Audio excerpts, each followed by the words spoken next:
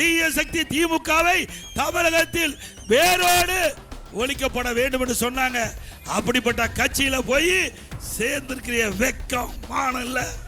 என்னென்னலாம் பிரச்சனை பண்ணி கொஞ்சம் நஞ்சமா. அதுக்கு பிறகு ஒரு ஆளை பிடிச்சிக்கிட்டாங்க. யாருன்னு உங்களுக்கு தெரியும்.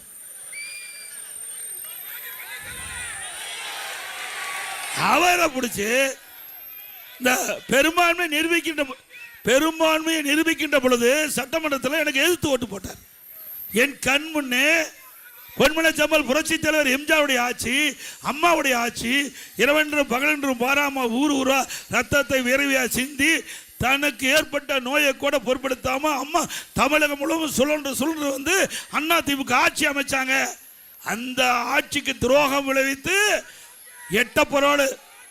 எட்டப்பரா இருந்து ஒருவர் எதிரிலோடு சேர்ந்து நமக்கு எதிராக வாக்களித்தார்கள். அதை கூட நம்முடைய மூத்த தலைமை கழக நிர்வாகிகள் சொன்னாங்க, வேண்டாம் ஒன்னா இணையலாம் அப்படின்னு சொன்னாங்க. அவர்களுடைய கருத்தை கேட்டு ஒன்னா இணைத்து இந்த இயக்கத்திற்கு ஒருங்கிணைப்பாளர் ஆக்கணும். இயக்கத்திற்கு தலைமை பொறுப்பு கொடுத்தோம், துணை முதலமைச்சர் என்ற அந்தஸ்தா கொடுத்தோம், அற்புதமான இலாக்கா கொடுத்தோம். அதுக்கு பிறகு எதிரிகளோடு சேர்ந்து கூட்டு சதி செஞ்சாங்க.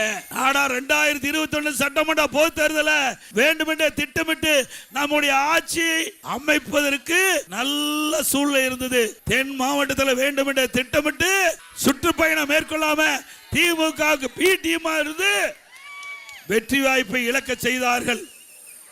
இப்படிப்பட்டவர்கள் யார் என்று அடையாளம் காட்டப்பட்டு விட்டது. காட்டிட்டாங்கல்ல. பூனைக்குட்டி வெளியில் வந்துடுது. பூனைக்குட்டி உண்மையான முகம் மக்களுக்கு தெரிந்து விட்டது. இப்ப எங்க போய் சேர்ந்திருக்கிறார்? கேவலம் இல்ல.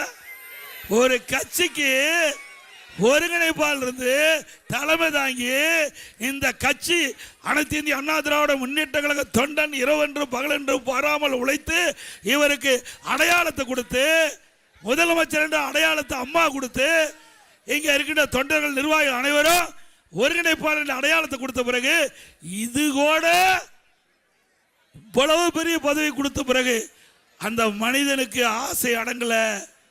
எங்க போய் சேர்ந்திருக்கிறாரு? தீய சக்தி திமுக சேர்ந்துட்டான். பொன்மன செம்மல் புரட்சி தலைவர் எம்ஜிஆர் அண்ணா திமுகவை தொடங்குகின்ற பொழுது தீய சக்தி திமுகவை தமிழகத்தில் வேரோடு ஒழிக்கப்பட வேண்டும் என்று சொன்னாங்க. அப்படிப்பட்ட கட்சியில போய் சேர்ந்திருக்கிற வெக்கம் மானம் இல்ல. சொல்ல நினைச்சு பாருங்க, எவ்வளவு கஷ்டம். சிந்திச்சு பாருங்க.